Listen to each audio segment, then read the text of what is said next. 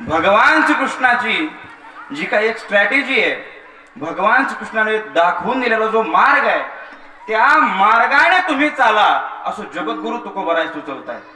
याल तरी याले लागे.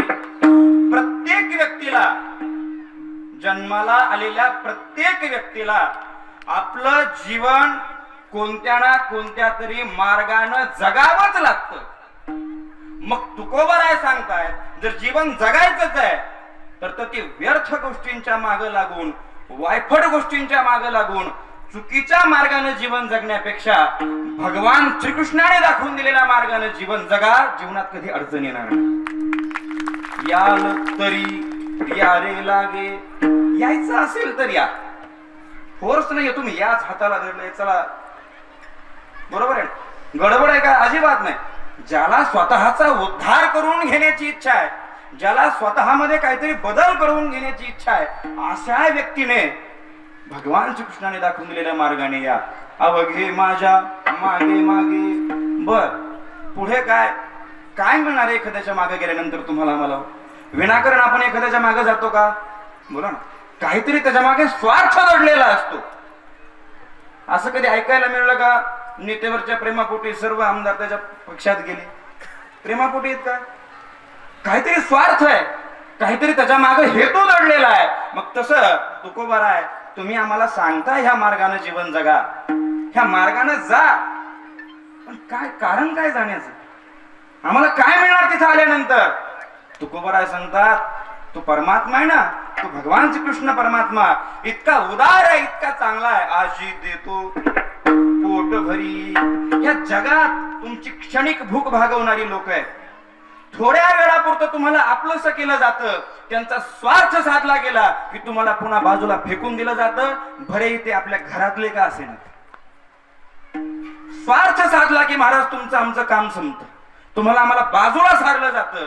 आपल्या सुखाची पुन्हा कोणी काळजी घेत नाहीये. तुकोबराय सांगतायत त्या परमात्म्याशी एकनिष्ठ राहा, भगवान श्रीकृष्णाशी एकनिष्ठ राहा. त्या बदल्यामध्ये तो काय देईल? आजी देतो पोट भरी. पोटभर. आणि कुठपर्यंत देतोय? पुन्हा अजून सकाळी एकदा जेवला म्हणून पुन्हा संध्याकाळी देतोय का? नाही, असं आहे का? नाही. सकाळी पोहे चालू आहेत, दुपारी पुन्हा पंगत चालू आहे, पुन्हा संध्याकाळी अजून पंगत. म्हणजे आजी देतो. एक तो भगवान श्रीकृष्ण आहे ज्याने सर्वांना त्या काळामध्ये पोटभर खायला दिलं. आणि महाराज आताच्या काळामध्ये आपला हा वारकरी संप्रदाय आहे, तो सर्वांना पोटभर खायला देतो. पोटभर काय खायला देतो? पोटभर खायला देतो ते सुख, संतांचं सुख, भगवंताचं सुखाची अनुभूती तुम्हाला आम्हाला देतो. आजी देतो पोट भरी. पुरे म्हणाल तो वरी. तुम्ही जोपर्यंत बास म्हणत नाहीत ना तोपर्यंत तुमच्या आमच्या पदरामध्ये तो परमात्मा सुख टाकतो. आणि महाराज बऱ्याच वेळा गडबड आम्ही करतो. एखाद्याला जर सांगितलं चल अमुक अमुक मिळणार आहे, हे मिळणार आहे, एकच झुंबड उडते. आणि अपेक्षा प्रत्येकाची असते की पहिल्या काही सेकंदामध्ये, पहिल्या काही दिवसांमध्ये माझा लगेच उद्धार होऊन गेला पाहिजे. लगेच मला गुरुने आपलंच केलं की लगेच गुरुने मला वैकुंठाला पाठवलं पाहिजे. एक वारी केली की वर आभाळाकडे बघतात आलं की नाही विमान एका वारीमध्ये. आणि महाराज तुकोबराय सांगतायत या परमार्थामध्ये, पण परमार्थात आल्यानंतर लगेच कोणत्याही गोष्टीची अपेक्षा ठेवू नका. भले ही ती सुखाची असेल, भगवत प्राप्तीची असेल. ज्याचा ज्याचा जो हेतू आहे त्या हेतूनुसार तुम्ही परमार्थात आलेला आहेत ना, मग लगेच त्याची अपेक्षा ठेवू नका. काय करा? हळूहळू चाला, कोणी कोणाशी न बोला. व्यर्थ गोष्टींनी महाराज आपलं विनाकारण वेळ वाया जातो. व्यर्थ गोष्टीचं ज्ञानोबराय वर्णन करतात. म्हणून असो ते वाया काय श्री मूर्खाची बोलणी, वाया वाढविता वाणी शिने लहण. व्यर्थ गप्पांनी काय होणार आहे? तुमची आमची वाणी विनाकारण वाया जाणार. परमार्थात आल्यानंतर जास्त शंका कुशंका एकमेकांवरती घेऊ नका. जास्त हळूहळू चाला. हळूहळू स्वतःचा उद्धाराचा मार्ग हळूहळू असतो. तनु मनु जीवे चरणासे लागावे. आलं की उठ मला बसू दे, असं आहे का? बऱ्याच जणांची अपेक्षा असते बाबा आलं की अगोदर काय करावं, आम्हाला मान द्यावा, आम्हाला जवळ करावं, आम्हाला मोठं मानावं. पण तुकोबाराय सांगतायत चुकीची पद्धत आहे ही. आल्यानंतर अगोदर स्वतः सेवेची तयारी ठेवा. हळूहळू चाला, कोणी कोणा असीन बोला. आजी देतो पोट भरी पुरे म्हणाल तोरी. आणि दुसरी एक गोष्ट तुकोबाराय आवर्जून सांगतायत, बाबांनो येताना एक काम करा, जे काही आपलं शिळ ताक खाऊन तुम्ही आम्ही पोट भरतोय ना, गाडग्यामध्ये काय जे शिळे ताक राहिलेलं आहे, गोपाळांच्या काळामध्ये गवळणी घरी स्वतःच घरचं जेवढं काही चांगलं चुंगलं असायचं ते मथुरेला नेऊन विकायच्या आणि घरी राहिलेलं ताक त्या गोपाळांना खायला असायचं.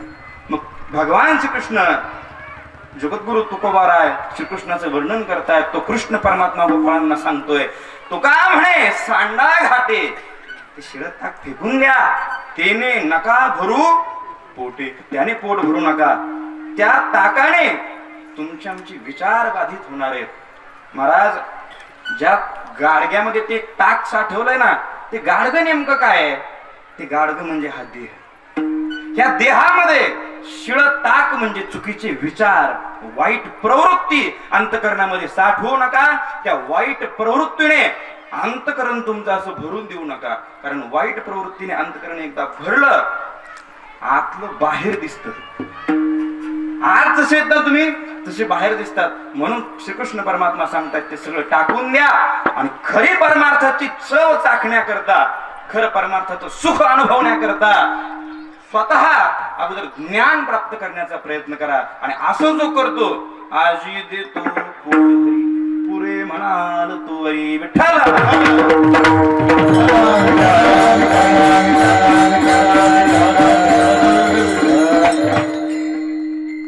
अभंगाचा सरळ सरळ भावार्थ तुकोबाराय नेमकं तुम्हाला आम्हाला काय सुचवतात, काय मार्गदर्शन करतायत. आजचा जो सोहळा आहे खरंच विशेष घडलेला आहे. कारण कोणालाच कल्पना देखील नव्हती, किंबहुना मला सुद्धा कल्पना नव्हती की बाबा जो कार्यक्रम आपण करतोय की त्याला एवढी भव्यता स्वरूप येऊ शकतं. हे काय कोणा एकट्याचा खेळ नाहीये. हा जो कार्यक्रम भव्य झालेला आहे हा कोणा एका व्यक्तीमुळे मोठा झालेला नाहीये. हा कार्यक्रम तुम्ही आम्ही सर्व गहिनाथ महाराजांच्या भक्तांनी मिळून मोठा केला. नाथ माऊलीच्या भक्तांनी एकत्रित येऊन सर्वांनी हा कार्यक्रमाकरता तन मन धनाने आपलं पूर्ण समर्पण या ठिकाणी दिलं. आणि महाराज प्रथमच 48 वर्षामध्ये सर्व परिसर एकवटला. आणि या नाथांच्या ठिकाणी जुनी माणसं मला सांगायची, महाराज तुमच्या बालपणामध्ये या ठिकाणी यात्रा भरायची, अमुक व्हायचं तमुक व्हायचं, मोठे मोठे उत्सव व्हायचे, असं सगळ्या आठवणी सांगतात. पण ते जे जुना स्वरूप आहे, जुना जो काळ आहे, तो काळ तुम्ही सर्वांनी पुन्हा आणला. सर्वांनी एकत्रितून तो काळ पुन्हा आणला. आणि महाराज या नाथ माऊलीच्या दरबारामध्ये एवढ्या मोठ्या संख्येनं, एवढ्या मोठ्या थाटामाठामध्ये तुम्ही हा नाम सप्ताह साजरा केलाय. 48 वर्ष झालेली आहेत, आपल्याला एकही तपपूर्ती साजरी करता आली नाहीये. साहजिकच आहे, 4 वर्षांची तपपूर्ती नाथ माऊलीने एकदाच साजरी करून घेतली, एकदाच साजरी करून घेतली.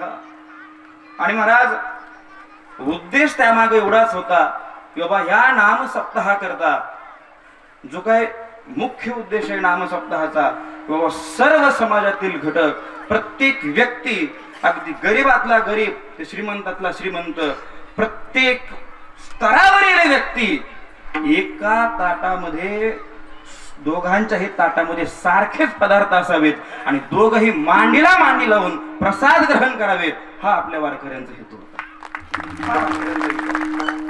याकरता महाराज तुम्ही आम्ही सर्वजण एकत्र आलो आणि अतिशय सुंदर पद्धतीने आपला हा नियोजित कार्यक्रम गेल्या 8 दिवसामध्ये कसा पूर्ण झाला काहीच कळालं नाही. 8 दिवस, आज 8वा दिवस आहे, काल्याचा दिवस आहे. हे सुद्धा महाराज आता बऱ्याच वेळा माझी मला आठवण करून द्यावी लागते, बाबा आज सप्ताह संपणार आहे, बरोबर आहे, आज सप्ताह संपणार आहे, आठवण करून द्यावी लागते.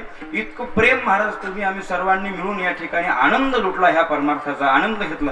बरेच जण म्हणतात महाराज आता ठीक आहे कार्यक्रम आहे, थोडं काहीतरी नियोजन करा. म्हणलं काय बाबा नियोजन, काहीतरी बघा, अजून 1-2-4 दिवस वाढवता येतात का? अरे बाबा पण आज सप्ताह म्हणलं 8 दिवस फिक्स आहे ना, वाढ होता कसं येईल? हा, वाढवता येऊ शकतं का? नाही. तुम्ही आम्ही सर्वांनी आनंदाने ह्या कार्यक्रमाचा महाराज आस्वाद घेतलेला आहे, प्रसाद घेतलेला आहे, प्लस नवनवीन कीर्तनांची चव चाखलेली आहे. पोटाने देखील जिभेने देखील नवनवीन पदार्थांची टेस्ट घेतली आहे. अगदी तसेच आपल्या बुद्धीने देखील नवनवीन विचारांची टेस्ट घेतलेली आहे. अगदी त्याच पद्धतीने महाराज कार्यक्रमाकरता सुद्धा खरी शोभा ज्यांच्यामुळे आलेली आहे ना, इथं उभा आहे म्हणून आपलं गुणवर्णन माणसाने कधीच करू नये, पण ह्या कार्यक्रमाची शोभा ज्यांच्यामुळे आलेली आहे ना, ही सर्व टीम आहे, यांच्यामुळे ही शोभा आलेली कार्यक्रमाला. हा, मृदंगाचार्य आमचे ज्ञानेश्वरजी महाराज भवर, आमचे मृदंगाचार्य जगदाळे गुरुजींचे चिरंजीव दिग्विजय महाराज हरिभक्तपरायण, भगवानगडाचे ज्येष्ठ टाळकरी, तसेच भागवताचार्य हरिभक्तपरायण माऊली महाराज शास्त्री, ते देखील या ठिकाणी वेळेत वेळ काढून कार्यक्रम करता उपस्थित राहिलेले आहेत. माझे सर्व ज्येष्ठ गुरुबंधू इथे आणि महाराज आपल्याच परिसराला एक लाभलेला या म्हणजे पाटण सांगवी या ठिकाणी सुदर्शन बाबा आहेत. सुदर्शन बाबांच्या जागेवरती ज्यांची नियुक्ती गतवर्षी झालेली आहे, हरिभक्तपरायण काशीनाथ महाराज शास्त्री बाबांचं देखील या ठिकाणी आगमन झालेलं आहे. सर्व मंडळी या ठिकाणी उपस्थित आहेत. आमचे सौताड्याचे रविदास महाराज शास्त्री, ज्यांनी ऋषिकेशला शिक्षण घेऊन मुगगावला जो भवर आहे भोलेश्वर संस्थान आहे, त्या भोलेश्वर संस्थानवरती रविदास महाराज शास्त्रींची नुकतीच नियुक्ती झालेली आहे, ते देखील महाराज या ठिकाणी उपस्थित आहेत. तशी सर्व मंडळी, आपले 8ही गावचे सर्व सरपंच उपसरपंच सौताड्यापर्यंत सर्व या ठिकाणी उपस्थित आहेत. सर्वांचे आभार. आणि महाराज गायनाची साथ संगत देण्याकरता गेले 8ही दिवस संदीप महाराज आहेत, संगीत विशारद आहेत, अतिशय सुंदर पद्धतीने या ठिकाणी ते कार्यक्रमाकरता साथ देण्याकरता दरवर्षी उपस्थित राहतात. देवीदास महाराज आहेत, सर्वांचे आभार. महाराज या परमार्थिक विचारांची माणसं ज्यावेळी एकजुटीनं चालतात ना, त्यावेळी आमच्यापेक्षा जास्त आनंद सामान्य माणसांना होतो. परमार्थिक विचारांची माणसं ज्यावेळी एकजुटीनं चालतात, मग परमार्थिक माणसांची एकजूट ही सगळ्यात सध्याच्या काळातली सगळ्यात नितांत असणारी आवश्यकता, सगळ्यात महत्वाची गोष्ट आहे. आम्ही सांगायचं याल तरी यारे लागे अवघे माझ्या मागे मागे. तुम्ही सर्वजण आमच्या माग माग या, आणि माग माग आलं की आम्ही निघून जायचं बाजूला. मग तुम्ही कोणाकडे जायचं पुन्हा? परमार्थात आल्यानंतर तुमच्या आमच्या जीवनामध्ये अगोदर स्वतः ठरवायला हवं बाबा आपल्याला जीवन जगायचंय कसं. इतका सुंदर आहे महाराज तुमचा आमचा संप्रदाय, हा वारकरी संप्रदाय. या पृथ्वी निर्माण झाल्यापासून या पृथ्वीवरती अनेक प्रकारचे संप्रदाय निर्माण झाले, अनेक प्रकारचे संप्रदाय. कोणी आपापल्या पद्धतीने त्या भगवंताची व्याख्या तयार केली, धर्म स्थापन झाले, त्यांचा एक भगवंत मानला गेला आणि त्यांनी घोषवारा जाहीर केला, आमच्या भगवंताच्या व्यतिरिक्त या पृथ्वीच्या पाठीवरती दुसरा देव नाही. अशी कित्येक तरी धर्म आहे, त्या धर्मामध्ये दुसऱ्या देवाला मानलं जात नाही. आणि जर जो मानत असेल तर त्याच धर्मातली लोक त्याला त्याच्या धर्मातून बाजूला काढून टाकतात. ही वास्तविकता आहे. असे कित्येक तरी धर्म आहेत. काफीर संबोधलं जातं जर दुसरा कोणी आपला धर्म सोडून दुसऱ्या धर्माला मानत असेल ना, स्वतःच्या धर्मातली ती एकनिष्ठ कट्टर माणसं त्याला धर्मातून बाजूला काढतात, किंबहुना त्याचं गळा डोकं शरीरापासून वेगळं करतात. सर तनसे जुदा. ही विशेषता बाकीच्या धर्मांची.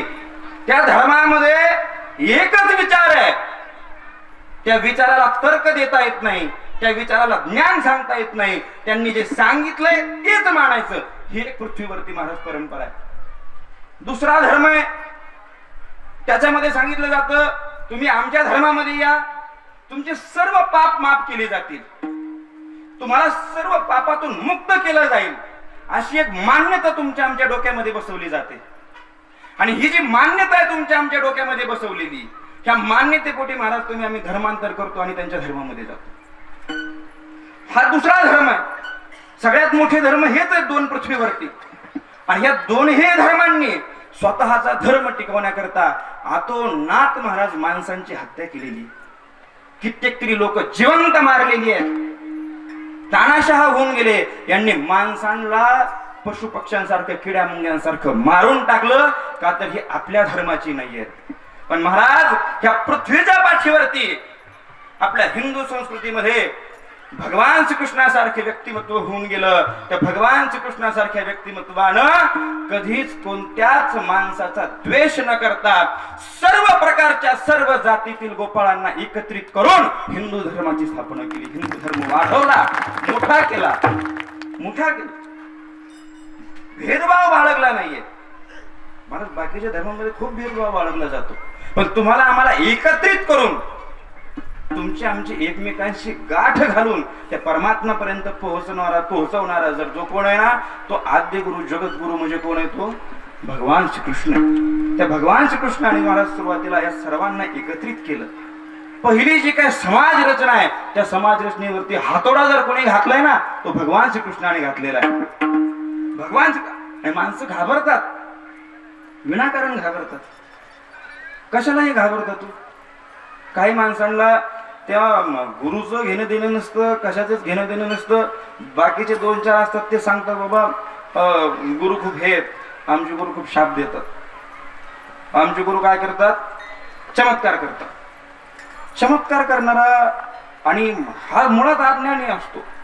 अज्ञानी असल्या कारणानं ह्याच्या अज्ञानाचा फायदा, याच्या अज्ञानाचा फायदा ती 2-4 लोक उचलतात आणि ह्याच्या डोक्यात बसवलं जातं की बाबा काय कर, आमच्या गुरुंनी जे सांगितले ते कर, जर नाही केलं तर काय होईल? चमत्कार होईल. आणि चमत्कार सुद्धा काय असतात तो यांचे चमत्कार ऐकल्यानंतर महाराज म्हणजे असं वाटतं बाबा काय ह्या आपला जन्म विनाकारण झाला पृथ्वीवर. हे चमत्कार ऐकल्यानंतर काय असतात चमत्कार? आमची खंडेळ्याच्या घाटामध्ये गाडी पंक्चर झाली, उताराने खाली येत होतो आणि आमच्या गुरुने चमत्कार असा केला, गाडी पंक्चर झाली आणि गुरुजीने नुसतं टायरकडे बघितले की टायर मध्ये हवा भरली. आता असा चमत्कार करणारा गुरु आणि हा त्याचा शिष्य, मग दोघांनी मिळून एखादं पंक्चरचं दुकान टाका. तुमचा व्यवसाय तर चांगला चालेल ना. तो चमत्कार सांगायचा आणि त्यांनी पंक्चर काढायचे. अशा प्रकारचे महाराज चमत्कार सांगणारे किंवा अशा प्रकारच्या लोकांच्या डोक्यामध्ये चुकीचे विचार भरवणारा कधीच अशा व्यक्तीला गुरु मानू नका. चमत्कार करून तुम्हाला आम्हाला फसवणारी लोक ह्या जगामध्ये आहेत, पण चमत्काराच्या देखील पलीकडे जाऊन तुम्हाला आम्हाला पंढरीचा रस्ता दाखवणारे संत वामनभाऊ महाराज. बरीच माणसं म्हणतात भाऊ कडक बोलायचे, भाऊ रागानं बोलायचे. बऱ्याच वेळा गोड बोलून लेकरू ऐकत. आता हे लेकरं उन्हात खेळता येत काय? इथं रागात इथं बसलेल्या माता मावल्या आता मनातल्या मनात काय म्हणत असतात? कार्ट्याला किती वेळा सांगितली तर सावलीत मर, पण ते काय करतय? ते उन्हातच. म्हणजे तर मला सांगा, सावलीत येऊन म्हणजे तुमची इच्छा आहे का त्यांनी इथं मरावं सावलीत येऊन? अशी इच्छा आहे का? बोला ना. तुम्हाला त्याच्याविषयी राग आहे काय? नेमकं सावलीत येऊन मर म्हणजे नेमकं काय? सावलीत येऊन मर म्हणजे याच्या मागे सुद्धा तुमची काळजी दडलेली आहे बाबा त्यानं सुखात सावलीत आनंदानं राहावं. तसं महाराज तुम्ही आम्ही सुद्धा सुखानं त्या पांडुरंग परमात्म्याच्या सावलीत राहावं म्हणून वामनभाऊ महाराज कडक बोलायचे. आणि महाराज त्यातली त्यात आपली एक वेगळी विशेषता आहे. आपण घाटावरची माणसं आहे. कडक ऑलरेडी आपलं बोलणं अगोदरच कडक आहे. काय ऑलरेडी काय बापू आपलं बोलणं अगोदरच काय कडक आहे. मग कडक माणसांना जर भाऊ सांगायला गेले अरे बाबा असं करू नको, पंढरपूरला चल, चांगलं आहे तिकडं, ऐकलं असतं भाऊचं? बोला ना. ज्या कडक व्यक्तीला कडक माणसांना समजवायचंय, त्यांना पंढरीचा रस्ता दाखवायचा आहे, स्वतःच जीवन उद्धरून न्यायचंय, तर महाराज नितांत आवश्यकता अशा संतांची जे आपल्या हाताला धरून बोटाला धरून त्या मार्गापर्यंत घेऊन जातील. नाहीतर क्षणोक्षणी महाराज तुम्हाला आम्हाला फसवणारी लोक आहेत या जगामध्ये. मग तुम्ही आम्ही ठरवायचं नेमकं तुम्हाला आम्हाला माग कोणाच्या जायचंय. माग ज्याच्या जातोय ना तो अगोदर भगवंतापर्यंत पोहोचलेला असायला हवा. ज्याच्या माग तुम्ही आम्ही जाणार आहेत त्याने स्वतः अगोदर ज्ञान प्राप्त केलेलं असायला हवं. महाराज ज्ञानोबराय आज भिंत चालवली म्हणून जिवंत नाहीयेत. ज्ञानोबराय आज रेडा बोलवला म्हणून जिवंत नाहीयेत. ज्ञानोबरायांनी महाराज तुम्हाला आम्हाला तळागाळातल्या समाजाला ज्ञानेश्वरी दिली म्हणून ज्ञानोबराय जिवंत आहे. म्हणून ज्ञानोबरायांच्या मागे जायचं. चमत्कार दाखवते म्हणून अशा एखाद्या व्यक्तीच्या मागे जाऊ नका. तो व्यक्ती तुम्हाला आम्हाला फसवल्याशिवाय राहणार नाहीये. सुखाची अनुभूती घ्यायची आहे, समाधान उपभोगायचं आहे, तर आपल्या जीवनामध्ये संतांच्या मागे मग चला, किंबहुना भगवान श्रीकृष्णाने दाखवून दिलेल्या मार्गाने चला. अभंगाचं पहिलं याल तरी यावे लागे, याल तरी यावे लागे, याल तरी यावे लागे, याल तरी यावे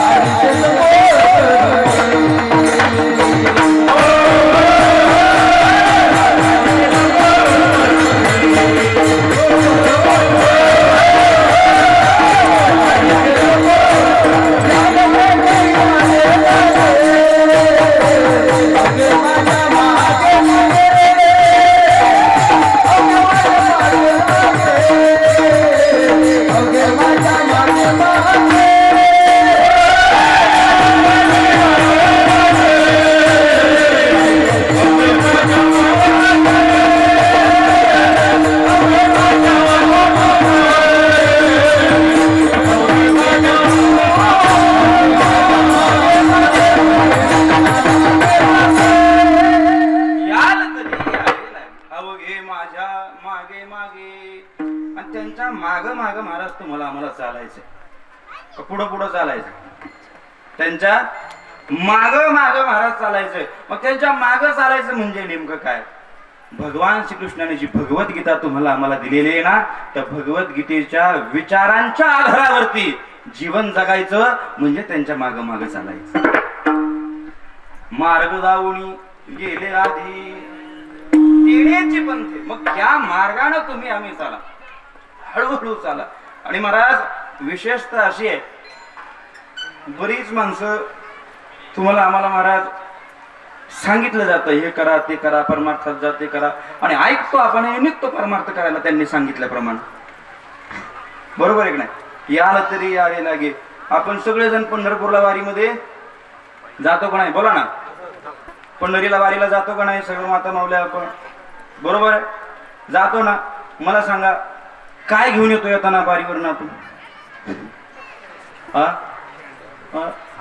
छकोलीला फराक, बंटीला हेलिकॉप्टर, अजून गोट्याला ट्रक, आणि उरली सुरली पिशवीत जागा असली तर पार्लेजी, मारी गोल्ड, वाटाणा गोळा केलेली बिस्किट पुढे.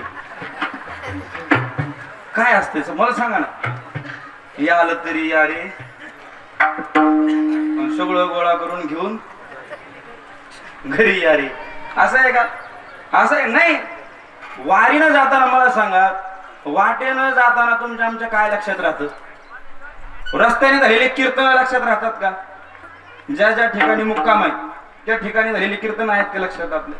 किंवा पंढरपूरमध्ये गेलो, तिथे गेल्यानंतर आपली जे काही कीर्तन झाले ते आहे का लक्षात? एखाद्या महाराजाने हा हा अभंग घेतला होता, ह्या महाराजाचं कीर्तन झालं आणि त्याने एवढा वेळ त्या अभंगावरती आपल्याला चिंतन सांगितलं. आहे लक्षात आपल्या अभंग तो राहतो का? आपल्या काय लक्षात राहतं? वाटण जाताना कोणत्या गावानं सोय काय केली होती, म्हणजे लाडू कुठं होते, जिलेबी कुठं होती, भात कुठं होता, कुठल्या भातामध्ये सोयाबीन होतं, हा म्हणजे पुढच्या एक एक व्हरायटी आपण शोधत राहतो. बाबा नेमकं सोय कोणत्या गावानं चांगली केली होती, कोणत्या गावात जास्त आपल्याला मिळालं माल शेलका. असाच एक खाण्यातला हौशी गडी महाराज, त्याचा परमार्थाची कधी गाठ नाही. ऐकलं त्यानं कीर्तन, यालं तरी यारे लागे, निघाला दिंडीला, मागे मागे यायला सांगितलंय, चालला वारीला. आणि वारीला जात असताना त्या मार्गाने तो निघाला. आणि मार्गाने जात असताना महाराज विशेषता अशी झाली, त्या मार्गाने जात असताना दिंडीने चाललेला आहे तो, मजल दर मजल प्रवास करतो. पण तो दिंडीत कशा करता गेला होता? तो होता हौशी माणूस. हौशी म्हणजे असा अभ्यासू वगैरे नाही बरं का, हौशी म्हणजे फक्त खाण्यातला हौशी, जेवणाची त्याची सवय चोपून मस्तपैकी 2-3 टाइम एकदा जेवला की मग त्याला बरं वाटायचं. आणि तो दिंडीत गेला दिंडीमध्ये. आणि महाराज आता वाटेने जाताना दिंडीच्या पुढं चालायचं असतं का मागं चालायचं असतं? बोला ना. दिंडीच्या पुढं.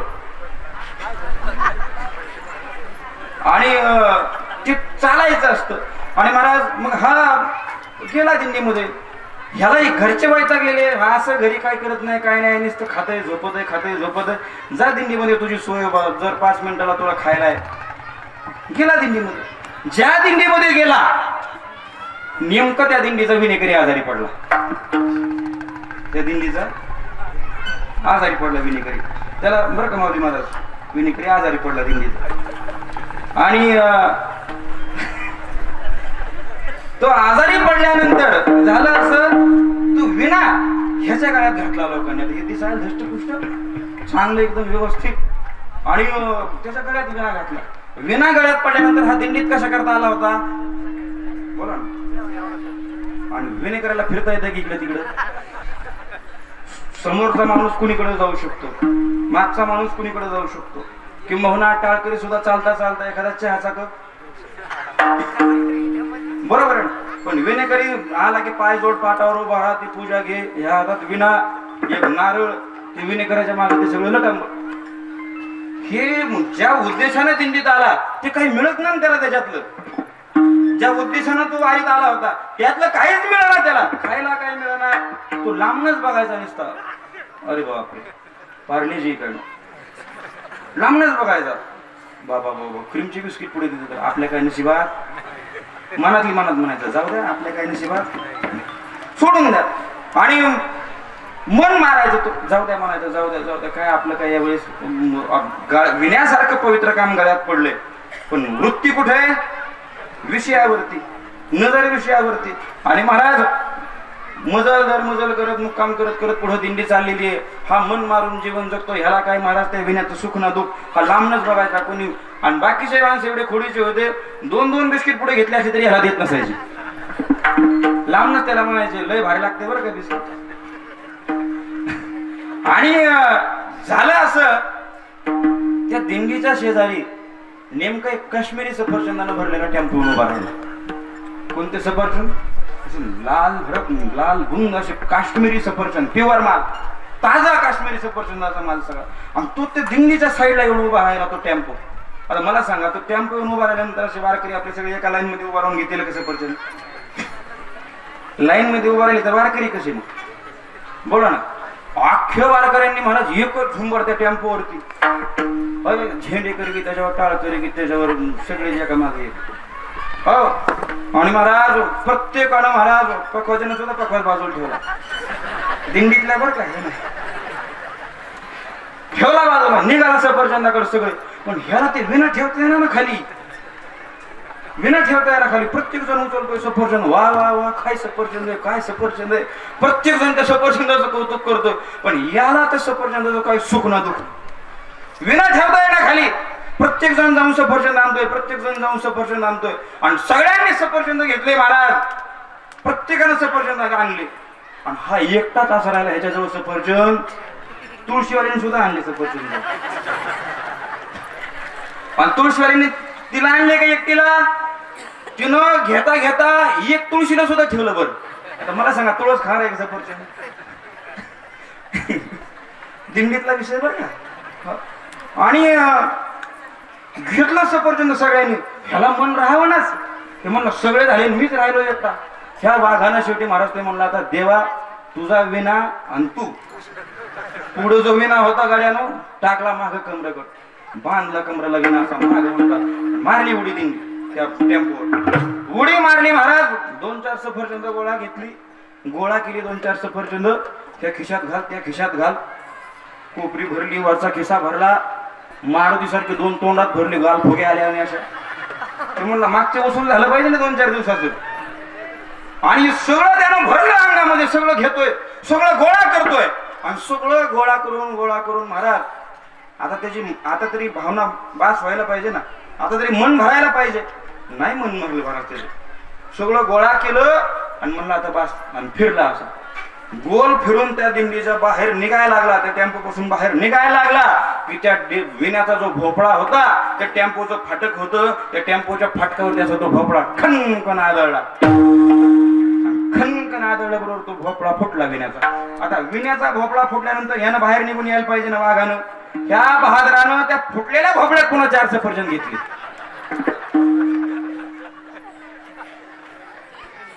मला सांगा ही गोळा केलेली सफरचंद त्याला किती दिवस पुरणार आहेत?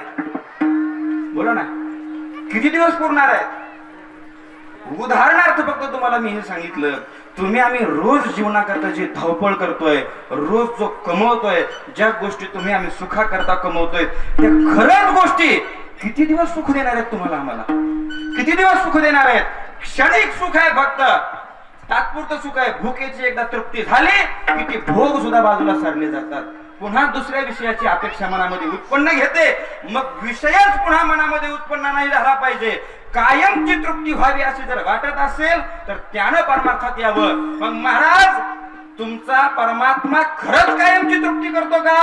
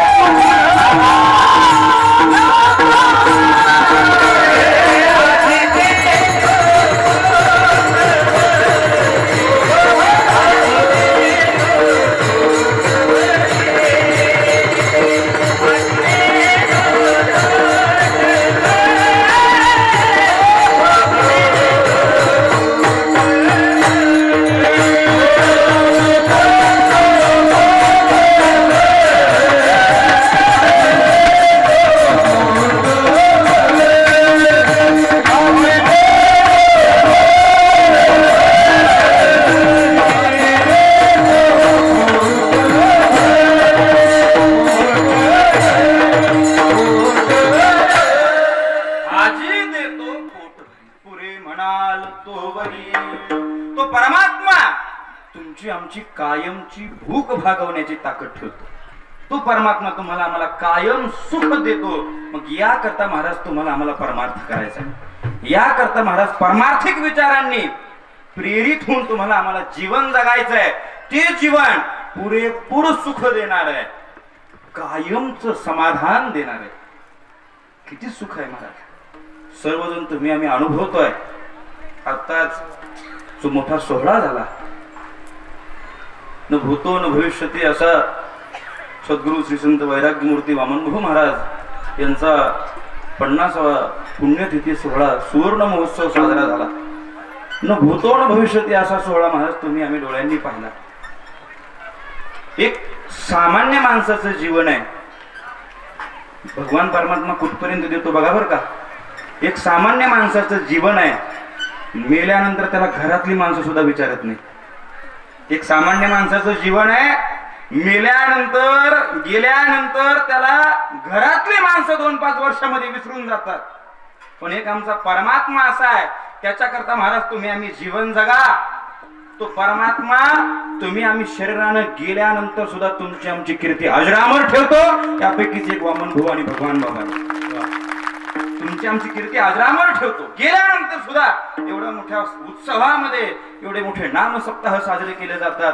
एवढा मोठा उत्सव साजरा केला जातो. कारण काय आहे?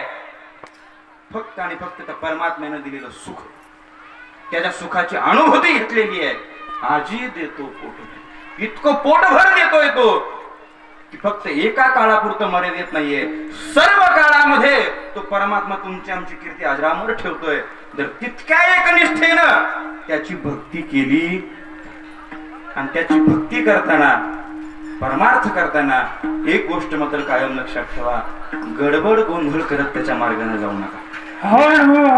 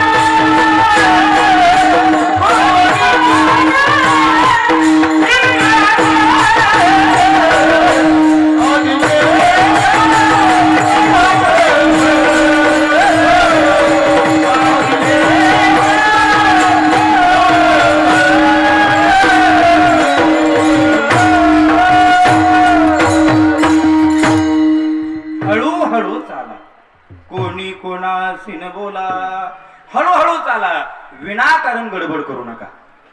तुम्हाला सांगतोय विनाकारण गडबड करू नका असं अभंगात सांगताय. हळूहळू चाला, कोणी कोणास न बोला.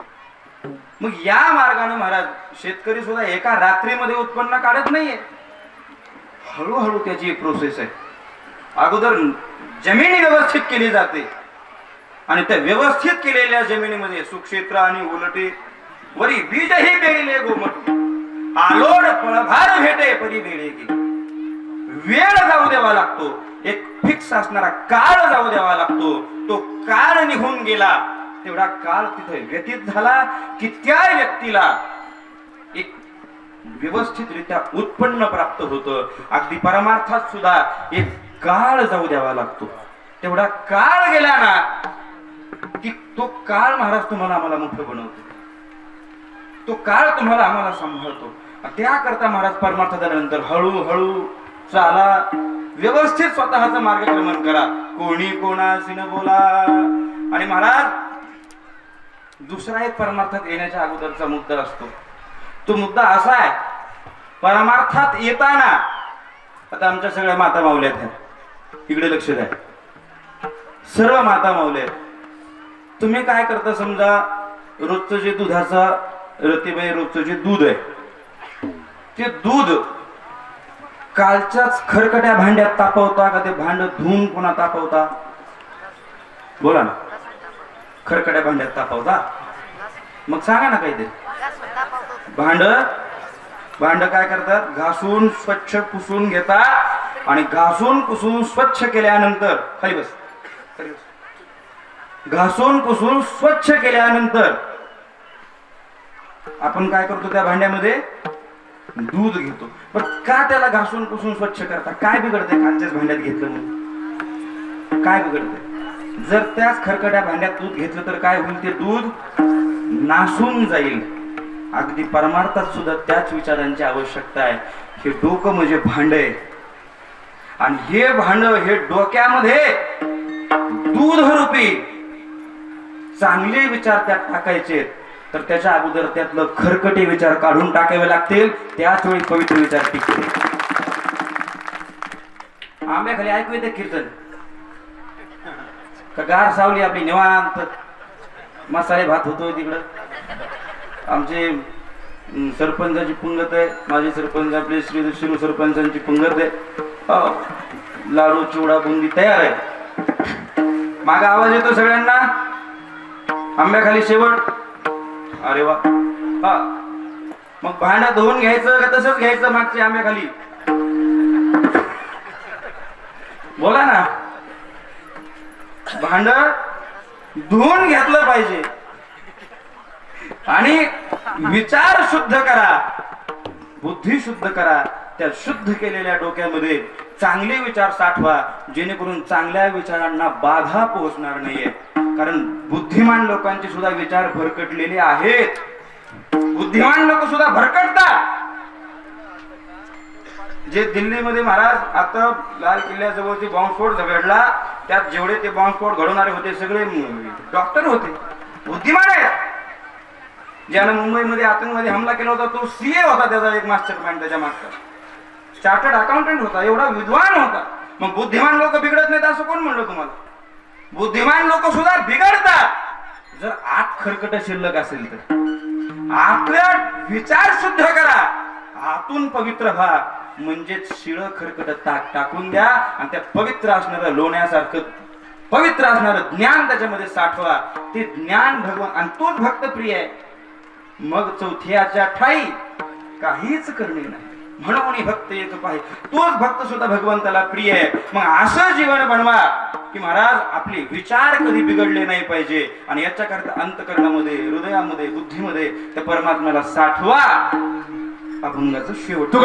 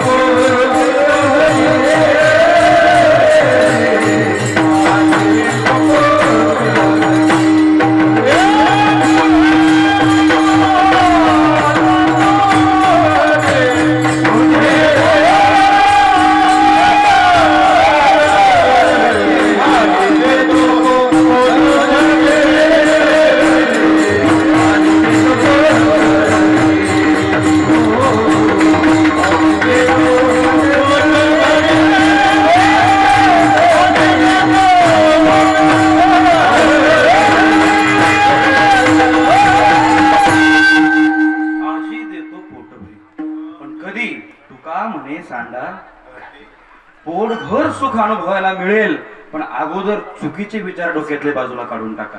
एकमेकांविषयी असणाऱ्या द्वेषाच्या भावना अंतःकरणातल्या काढून टाका. वाईट विचारांचा मळ जो बुद्धीत साठलेला आहे ना, तो वाईट विचारांचा मळ अगोदर बुद्धीतला बाजूला काढून टाका. नंतर जे शिल्लक फक्त राहतं ते फक्त सुखच आहे, आनंदच आनंद आहे. पण ते विचार शुद्ध झाले पाहिजे, अंतःकरण पवित्र झालं पाहिजे. याच्या करता महाराज परमार्थ तुमचा आमचा असायला हवा. अगदी आता थोडा वेळ राहिलेला आहे. जगद्गुरु तुकोबाराय अभंगामधून जेवढं चिंतन मांडतायत त्याचं आपण एक तासभर चिंतन केलं. आज काल्याचा प्रसंग आहे. आज चरित्र ते उच्चारावे केले देवे, आपल्याला त्याचं सुद्धा वर्णन करायचं आहे. पण तत्पूर्वी एकदा सर्वांनी मोठ्या प्रेमानं भजन करायचं. एकदा सर्वांच्या हातवर आंब्याखाली सहित सर्वांच्या हातवर आले पाहिजे. आले सर्वांच्या हातवर. कृपार कुमार Bye.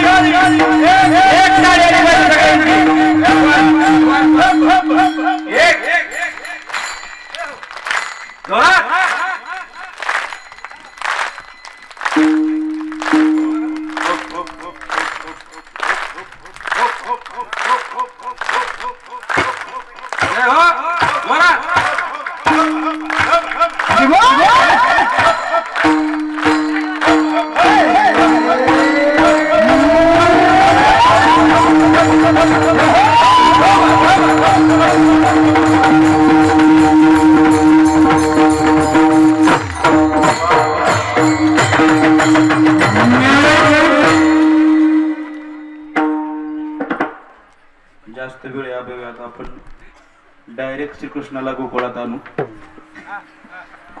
कारण ऊन पण बरंच पडलंय आणि ऊन पडलंय म्हणले की ढग आलं बघा. आता वाढवायचं हा. आणि भगवान श्रीकृष्ण परमात्मा महाराज, इतकं दुःख त्या परमात्म्याच्या जीवनामध्ये, पण त्या परमात्म्यानं स्वतःचं दुःख मात्र कधी कोणाला दाखवलं नाही. स्वतःचं दुःख अंतकरणामध्ये साठवून ठेवलं. कधी कोणत्या भगवद्गीतेमध्ये, कोणत्या एखाद्या श्लोकामध्ये, कोणत्या एखाद्या वर्णन केलं नाही किंवा मला इतका त्रास झाला, मला माझा मामा मारायला उठला होता, माझा मामा माझ्या जीवावर उठला होता, माझ्या आईला कारागृहामध्ये टाकलं, माझी भावंड मारून टाकली, असं कधी तर भगवान श्रीकृष्णाने कुठे एखाद्या श्लोकात लिहिले भगवद्गीतेत? इतकं दुःख अनुभवलं त्या परमात्म्यानं. त्या परमात्म्या इतकं दुःख महाराज तुम्हाला आम्हाला अनुभवायला नाही मिळलं. ज्या आईच्या पोटी जन्माला आलेला आहे तिला सोडून दुसरीकडे जावं लागते हो. देवकी उदरे यशोदा सायासे, जिच्या पोटी जन्माला आलाय तिच्यापासून त्याला जन्मताच दूर जावं लागलं. इतकं दुःख महाराज ते आमच्या भगवान श्रीकृष्णानं सहन केलंय, पण स्वतःचं दुःख कधी तो सांगत बसला नाही, रडत बसला नाही. जी लोक सांगतात ना, रडत बसतात ना, माझ्यावर अशी वेळ होती महाराज म्हणून मी दारू प्यायला लागलो, माझ्यावरती असा प्रसंग होता म्हणून मी माझ्या जीवनाचं असं करून घेतलं, अशा लोकांनी महाराज भगवान श्रीकृष्णाचा आदर्श घ्यायला हवा. तो जगद्गुरु भगवान श्रीकृष्ण असा जगद्गुरु झालेला नाहीये. कारागृहात जन्म झालेला आहे. कारागृहात जन्म झाल्यानंतर स्वतःला इतकं योग्य बनवलं, इतकं योग्य बनवलं की कारागृहात जन्म झालेल्या मुलाला पुढे जगद्गुरु श्रीकृष्ण म्हणून संबोधलं गेलं. ही योग्यता महाराज तुम्हाला आम्हाला कमवायची आहे. ती योग्यता जोपर्यंत तुमच्या आमच्या अंतकरणामध्ये येत नाहीये तोपर्यंत भगवान श्रीकृष्णाचं चरित्र महाराज किती जरी आपण उच्चारलं तरी काही उपयोग. तो परमात्मा आहे. परमात्मा महाराज आता गोकुळामध्ये वेगवेगळ्या प्रकारचं महाराज त्याचं जीवन चाललेलं आहे तिथं. आणि इकडून मामाचा डोळा त्याला मारण्याकरता वेगवेगळ्या प्रकारचे राक्षस पाठव, बकासूर पाठव, कागासूर पाठव, रेठासूर पाठव, प्रत्येक प्रकारचे महाराज सैनिक पाठवतोय, आसुर पाठवतोय. त्या कृष्णाला मारा. महाबळ भट पाठवला, त्याचं सुद्धा धोतर फाटलं, पंचांग सगळं उद्ध्वस्त करून टाकलं त्या भगवान श्रीकृष्णाने. आणि महाराज तो भगवान श्रीकृष्ण लहान आहे आणि लहान असल्यापासून त्या भगवान श्रीकृष्णाने महाराज वेगवेगळ्या प्रकारच्या महाराज आता चोऱ्या करायला सुरू केल्या. लहानपणापासून तो काय करायचा परमात्मा, लहान असतानाच एखाद्याने समजा दारात रांगोळी काढलेली असेल, चांगली सुबक अशी छान रांगोळी माता माऊली काढलेली असली, त्या बाबांना जायचं त्या रांगोळीवर पुन्हा सडा टाकून यायचा.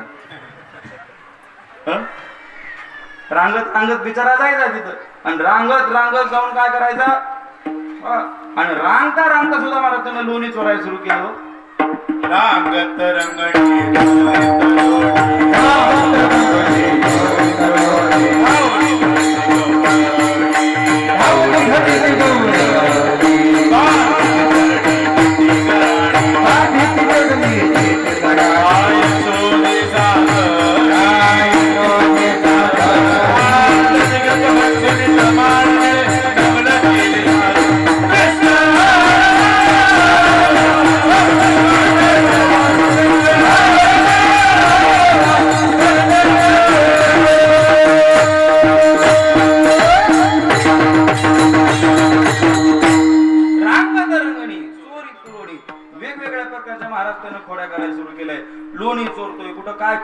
काय करतोय.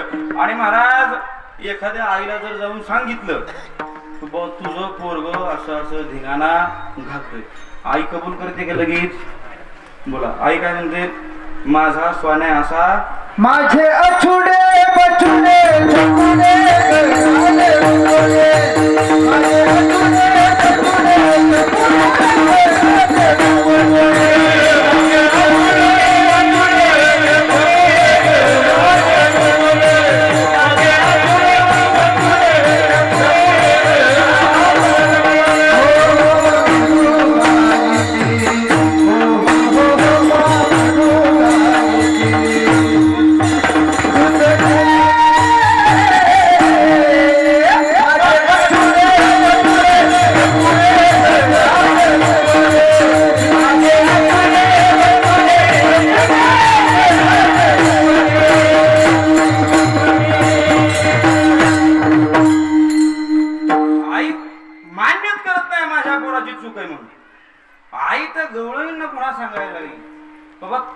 खोडीचे आहेत. तुम्हाला याच्या जवळ यावं वाटतंय सारखं.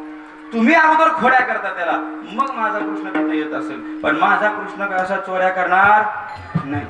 मग ह्या गवळणीने काय ठरवलं, एक त्यातली महाराज गवळण थोडी ताट होती.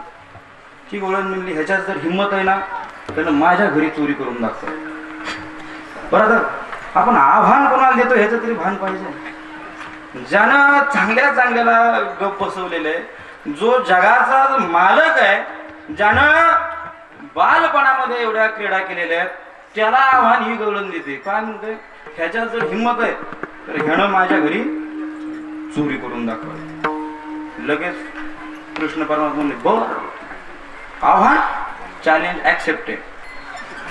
ऍक्सेप्टेड म्हणलं की गोपाळांनो घ्या पत्ता लिहून. अमुक अमुक गल्ली, घर नंबर 315, कन्फर्म. आज संध्याकाळी मोर्चा. हा, ठरलं फिक्स.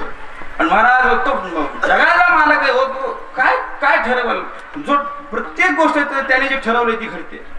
आणि महाराज ती जी गवळण होती जिने हे सगळं केलं, नेमकं चरित्रामध्ये उल्लेख असा, त्या गवळणीचा नवरा होता बुटका. त्या गवळणीचा नवरा कसा होता, बुटका. आणि गवळण होती उंचच्या उंची. समजा आपण धरू गवळण 6 फुटाची आणि मालक किती होता, 3 फुटाचा.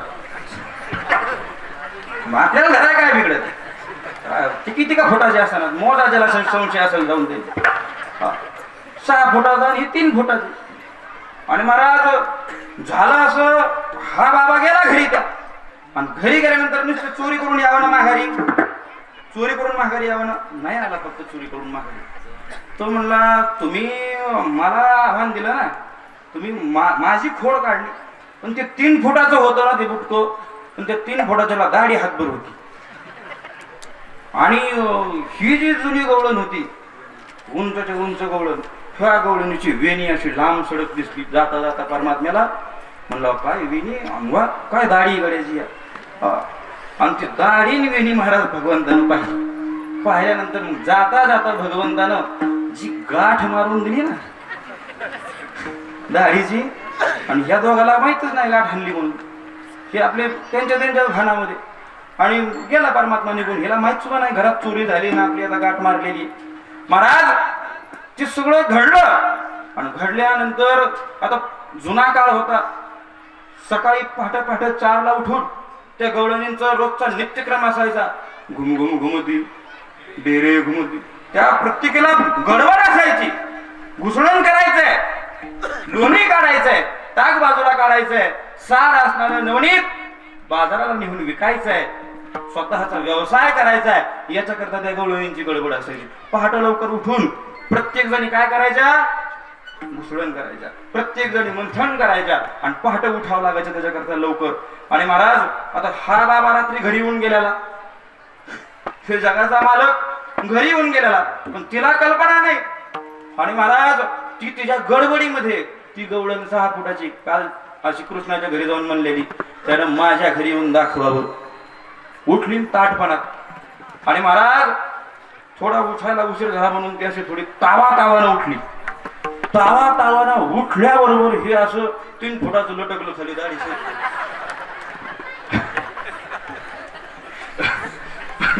लटकलं ते. आणि नंतर त्याला मेळ लागला बाबा नेमका हिसका काय झाला. नंतर बघतोय दाढीची वेणीची दोघ जण प्रयत्न करतात सोडायला. काकडे महाराज इकडून हे वरतंय, तिकडून ते वरतंय, इकडून हे वरतंय, तिकडून. मला सांगा, साधी 2100 रुपयाच्या दक्षिणेमध्ये जी गाठ मारली जाते, ती गाठ 5-5, 6-7, 10 वर्ष पोटात जाऊन सुटत. ही जगाच्या मालकानं बांधलेली गाठ आहे, कशी सुटल लोक. आणि ती गाठ काही सुटायचं नाव घे ना. यांचे प्रयत्न चालले, गाठ सोड, गाठ सोड. हे ताळंबळेल होती, अशी उभी राहिली की हेवर लटकायचं. आणि ह्यानं खाली उभा राहावं तर तिची कंबर दुखायची. आणि यानं मग शेवटी महाराज पूर्वीच्या महिला आज्ञाधारक होत्या. ह्यानं तावात सांगितलं, जा पटकन स्वयंपाकघरामधून सुरी घेऊन ये आणि हे कापून टाक गाठ. स्वयंपाकघरामधून काय आण, सुरी आण. आज्ञाधारक पत्नी होती हो, आज्ञाधारक पती. जा सुरी आण म्हणली, ताडकन उठली की पुन्हा बुटकं फरगडत नाही. आणि गेले स्वयंपाकघरामध्ये आणि तिचं आणलं, दोघं जोडीनं स्वयंपाकघरात गेले, तिथून आणलं. आता सुरी आणल्यानंतर कापायचं कोणाचं पण. ती म्हणायची वेणी हे माझ्या सौभाग्याचं लक्षण, माझी वेणी काय कापायची नाही. आणि हा दाढीवाला गडी तीनच फटाचा, पण म्हणायचा दाढी मर्द की पहचान आहे, मी दाढी काढू शकत, तुला काय करायचं ती कर. मग दोघांचा विचार झाला आणि शेवटी कुठं कापायचं ठरलं, ते मध्यावरती कापायचं ठरलं. पण ह्या दोघांच्या राड्यामध्ये दिवस उजडला, पण दाढी ती गाठ काय सुटली. वेगवेगळे प्रयत्न फसले, सगळे प्रयत्न फसले. आणि महाराज जर घराचा दरवाजा उघडा नसल लवकर तर आपल्यापेक्षा आपली काळजी शेजाऱ्यांना जास्त असते. काळजी असते का चौकशी असते ते त्यांनाच माहिती, पण काळजी असते. आपण काळजी म्हणून शेजाऱ्यांना काळजी म्हणून सगळे तयार झालेत, मंथन तयार झालंय, सगळ्यांचे लोणी तयार झाले, ही अजून उठलीच नाही. नेमकं काय झालं, गेली फिलीत का बाबा. हे दार वाजवतोय, ते दार वाजवतोय. लाजो काजो महाराज, आपण थोडा दृष्टांत पळू. लाजो काजो महाराज त्यानं दार उघडल्यानंतर बघताय तर हे दोघं ते गुटकं लटकलेलं वर, ते दारात उभा, त्याचं तोंड असं वर, ते दाढी वर त्याची. आणि सगळं ते प्रकार पाहिला. आणि तो प्रकार पाहिल्यानंतर महाराज हसले, सगळे हसले. हसल्यानंतर त्याला सांगतायत कशाला खोडी काढलीस त्या कृष्णाची, कशाला त्याची खोडी काढलीस थोड्यासाठी, आणि काय करू आता, हे कशी सोडायची गाठ. गवळणी सांगतात गाठ जर सोडायची ना, ज्याने बांधली त्याच्याकडे जावं लागेल. आणि सगळ्या जणी मिळून महाराज गाठ सोडण्याकरता सगळे जण ती कुठं घेऊन आले, कृष्णाकडे घेऊन आले. तिथून पुढे मग महाराज ते परमात्म्याची खोडी काढायला आम्ही जातो, परमात्म्याला सत्वायला आम्ही जातो. पण एवढ्या सहजासहजी महाराज तो परमात्मा आपल्या हाताला लागत. आणि अशा वेगवेगळ्या प्रकारच्या खोडी त्या परमात्म्याच्या चाललेल्या आहेत. तो परमात्मा माती खातोय असं एकदा सांगून त्याच्या आईला सांगितलं. आईने सांगितलं कृष्णा तोंड उघड. तोंड उघडल्यानंतर महाराज त्या कृष्ण परमात्म्यांना आईला 14 भुवनांचं दर्शन करून दिलं. मला बाळपणी येणे श्रीपती एक वेळ खादली होती मात, मुखे झाडा द्यावयाची मिशे 14 भुवने सावकाशी. 14 भुवनांचं दर्शन दिलं. हा परमात्मा आहे. आणि त्या परमात्म्याच्या सगळ्या खोडी महाराज इतक्या वाढल्या. त्या परमात्म्याला शांत करण्याकरता मग यशोदा माता म्हणली आपण काय करू आता, गणपतीला निवेद करू, नवस करू. कोणाला नवस करायचा ठरला, गणपतीला. आता गणपतीला नवस करायचा ठरला. आता ते आईचे हाल बघून महाराज ते परमात्म्याला थोडं कसं तरी वाटायला लागलं. परमात्मा म्हणला किती त्रास द्यावा आईला तरी थोडा आता काहीतरी जीव आहे, आपला त्रास आता बास करू. मी पण त्रास आता काय करायला पाहिजे, त्रास आहे हो. हा मग तो त्रास आता बास करायला पाहिजे. मग परमात्मा म्हणला नवस आहे ना, बरं ठीक आहे नवस आहे म्हणल्यानंतर मग परमात्मा म्हणले मीच मनाने थोडा शांत होतो. झाला शांत, कृष्ण परमात्मा शांत राहिला. पण आईचा गैरसमज काय, गणपतीला नवस केल्यामुळे माझा पोरगा शांत झाला, गणपतीच्या नवसामुळे माझं पोरग शांत झालं, हा गैरसमज आईचा. आणि महाराज नवस फेडण्याकरता मग तिने गणपतीला सुरू केलं ते मोदकाचं ताट. गणपतीला काय मोदक आवडतात, मोदकाचं ताट आणि ते सगळं घेऊन ती कुठे गेली, गणपती समोर. आणि गणपतीला नैवेद्य घेऊन गेली आहे. आणि नैवेद्य घेऊन गेल्यानंतर झालं असं, धूप वाजती, जी धूप असते ती धूप घरी विसरली यशोदा माता. आणि घरी विसरल्यानंतर यशोदा माता म्हणली बाबा कृष्णा तू इथं थांब. आता गणपती पुढे काय म्हणलेले, मोदक मांडलेले. आणि यशोदा माता कोणाला सांगते आता काम करायला, कृष्णाला. कृष्णा तू आता गणपतीला नैवेद्य नवस केलेला आपण, तो पूर्ण केलाय देवानं, तू इथं थांब. आणि इथं थांबल्यानंतर काय कर, इथं लक्ष ठेव, एखादं मांजर बोका वगैरे येईल आणि हे मोदक काय करीन, खाईल. इकडं देव मनातली मनात म्हणतोय अगं आई एवढा मोठा बोक्या इथं असताना मांजराची यायची काय हिंमत, हा एवढा मोठा बोक्या असताना मग आणि मांजराची काय हिंमत यायची. गेली यशोदा माता ते धूप आणायला. आणि आयला गेल्यानंतर इकडं परमात्म्यानं महाराज गणपती बाप्पाची हजेरी घेतली. काय देवा तुम्ही शांत केलं काय मला. गणपती म्हणले बाबा आपला काय संबंध, मी काय नवस घाल म्हणलं, हा तुझी आई आणि तू बघून घे बाबा, माझा काय तुझ्याशी संबंध. मग हे मोदक कोणाचे, तुम्ही तू बघून घ्या. गणपती महाराज त्या भगवान परमात्म्यानं सगळं काही फस्त केलं. यशोदा माता आली आणि विचारते, अरे कुठं गेलं सगळं इथलं? ते भगवान श्री कृष्ण परमात्मा सांगतायत, अगं यशोदा आई, अगं एक बरीच उंदर इथं निघली तू गेल्यानंतर, आणि उंदर निघाल्यानंतर त्यात एक मोठा उंदीर आला आणि त्या मोठ्या उंदरावर एक मोठ्या पोटाचा बाबा येऊन बसला होता. लांब लचक सोंड होती त्याची, आणि तो आला आणि त्यानं सगळं इथलं घेऊन गेला. यशोदा मातेला सुद्धा खरं वाटलं. आणि हे सगळं देव शांत झाला, अशी गोड गैरसमज झाली. आणि तिथून पुढे परत कृष्णानं महाराज खोड्या करायला सुरू केल्या. त्या इतक्या खोड्या वाढल्या, आई लोणी करते, ताक घुसळते, ह्या बाबांना डेऱ्यात जाऊन बसायचं, डेऱ्यातून आतल्या लोणी खायचं. इतके नाना प्रकारचे महाराज त्या खोड्या झाल्या, इतक्या खोड्या झाल्या. आणि सगळ्या तक्रारी त्या नंद बाबाच्या वाड्यावरती महाराज तिथे यशोदा मातेकडे यायला गेलेत. आणि ह्या सगळ्या तक्रारींना वैतागून वैतागून वैतागून ज्या यशोदा मातेनं ठरवलं, बाबा आता काय करायचंय, कृष्णा तू आता इथं राहायचं नाही. मग पहिल्या काळातली ड्युटी काय असायची मुलांना? पहिल्या काळातली ड्युटी गुरं सोडणे आणि डोंगराला निघणे. भगवान श्री कृष्ण परमात्म्याला महाराज यशोदा मातेने आज्ञा केली, आता कृष्णा तू इथं थांबू नको, तू उद्या जाई मला, उद्या जाई मला,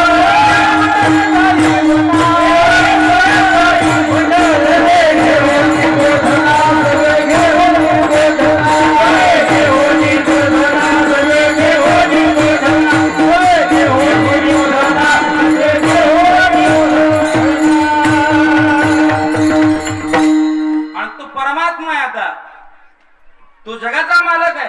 तो एकटा जाणार आहे का गाई गुरु घेऊन? एकटा जाणार आहे का? त्यानं काय केलं मग? गाई गोपाळ सोवंगडी सोबत या रे या, या रे या, या रे या, या रे या, कोणी काय रे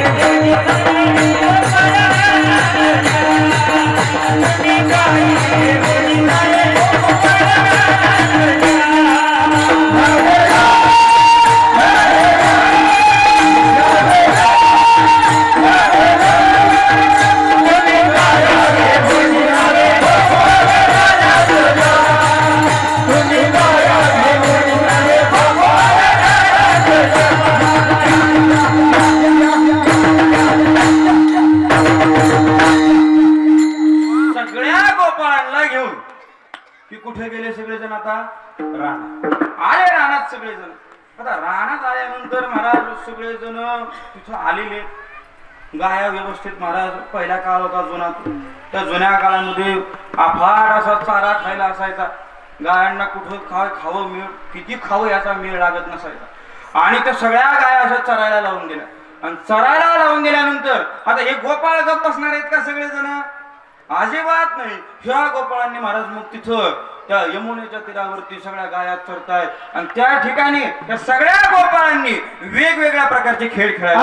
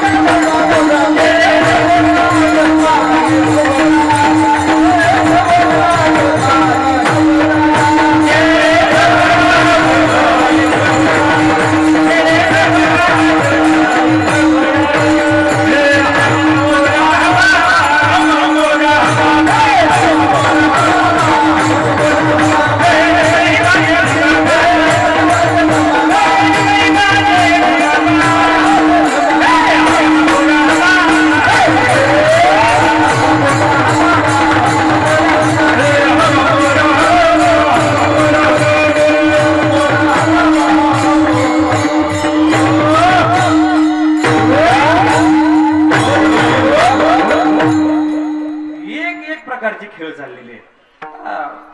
ऐकताना एवढा आनंद होतो तर तिथं परमात्म्यासोबत खेळणाऱ्या गोपाळांना किती आनंद होत असेल.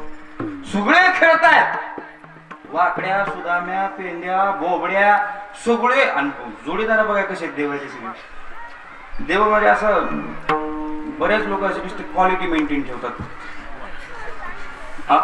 याची लायकी नसते, पण काय फक्त क्वालिटी. श्रीकृष्ण परमात्मा आहे जो स्वतः उच्च लेवलचा आहे. मोठं त्याच माणसाला म्हणावं ज्याच्या जवळ बसल्यानंतर शेजाऱ्याला सुद्धा स्वतःला मोठं वाटलं पाहिजे. परमात्म्या सोबत बसलेले आहेत ना सर्वजण, परमात्म्या सोबत बसल्यानंतर त्यांना सुद्धा असं वाटतं बाबा आम्ही सुद्धा त्या भगवान श्रीकृष्णाचे अंश आहे, आम्ही सुद्धा त्या भगवान श्रीकृष्णाचे सवंगडी आहे. आणि सर्वजण त्या परमात्म्याच्या सोबत खेळतायत, आनंद लुटतायत. क्रिकेट आज हे IPL चाललंय, सगळे खेळतायत. याचा जनक आमचा तो बाप भगवान श्रीकृष्ण, त्याने शोधलाय चेंडू खळी सुरुवातीला. त्या परमात्मा असे नाना प्रकारचे खेळ खेळलेले आहेत. आणि इतके खेळ आमचा परमात्मा खेळला आणि ते सगळे खेळ खेळल्यानंतर झालं असं, सगळी गोपाळ कंटाळले. गोपाळ काय झाली सगळी, इथले बी कंटाळले. आणि गोपाळ आता कंटाळले. आणि कंटाळल्यानंतर गोपाळ महाराज आता कृष्णाला सांगायला लागले, खांदे भाज पोटी भूक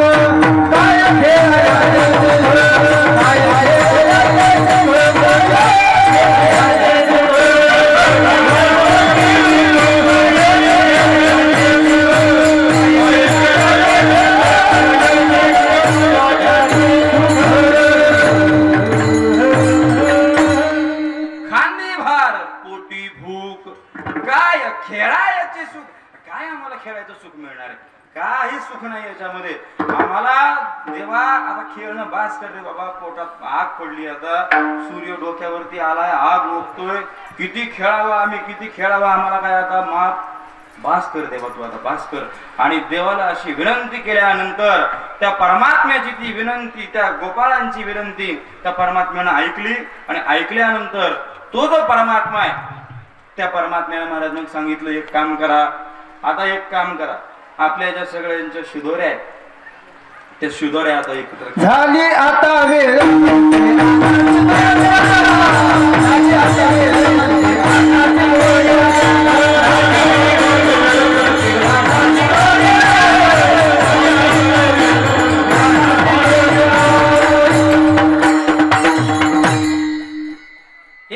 चरित्र भागामध्ये असं वाचनामध्ये आलं, भगवान परमात्म्याने लगेच सर्वांच्या शिदोऱ्या ऍक्सेप्ट केल्या नाही.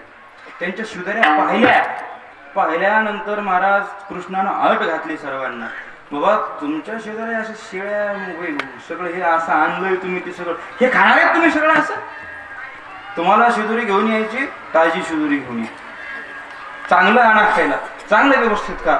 गोपाळ त्यावेळी कृष्णाला सांगतात, अरे कृष्णा आमच्याकडे हेच आहे, हे असंच आहे आमच्याजवळ, याच्यापेक्षा अजून दुसरं काही चांगलं आमच्याकडं नाही, आहे तेच आमच्याकडे.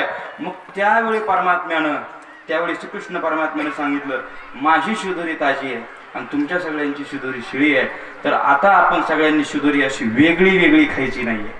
शिदोरी सगळ्यांनी वेगळी खायची नाहीये. माझी ताजी, तुमची शिळी, सर्वांच्या शिदोऱ्या एकत्रित करायच्या आहेत. शिदोऱ्या एकत्रित केल्या म्हणजे प्रत्येक समाजातील घटक श्रीकृष्ण परमात्म्याने एकत्रित केला. आणि एकत्रित केल्यानंतर महाराज त्या शिदोऱ्या आता सगळे बसवले, काला बनवला, काला तयार केला. आणि काला तयार केल्यानंतर सगळे बसवलेत असे कडे काल्याच्या कडे, बारके गोपाळ पुढं, त्याच्या मागे मोठी अशी लाईन करून सगळे गोपाळ त्या काल्याचा आस्वाद घेण्याकरता चालू आहे. मस्तपैकी काल्याचा आस्वाद घेतायत. आणि आस्वाद घेत असताना स्वर्गातून कोण पाहतोय? इंद्रादिक देव सगळं बघतायत, सगळे देव बघतायत. आणि देवांची काय इच्छा आहे? आम्हाला सुद्धा तो काला वैकुंठितो ऐसे नाही. वैकुंठातून बघताय पण त्यांना तो काला काय मिळवता येत नाहीये. मग परमात्म्यानं त्यांची एक शक्कल लढवली त्यांनी. आपण काय करू आता? हा काय बाबा आपल्या जसं जे हाताला काला लागू देणार, आपण गोड बोलून जावं तर ह्यानं तिथून हाकलून द्यावं. त्याच्यापेक्षा आपण काय करू म्हणले, आपण जेवढे देव आहे त्यांनी चॅप्टरपणा केला. मला देव पहिल्यापासून चॅप्टर होते हा, आणि त्यांनी चॅप्टरपणा केला. आपण काय करू, नदीमध्ये तर पाण्यामध्ये मासे होऊन बसू. कालची आसे देवदरी झाले मासे, देवदरी झाले मासे,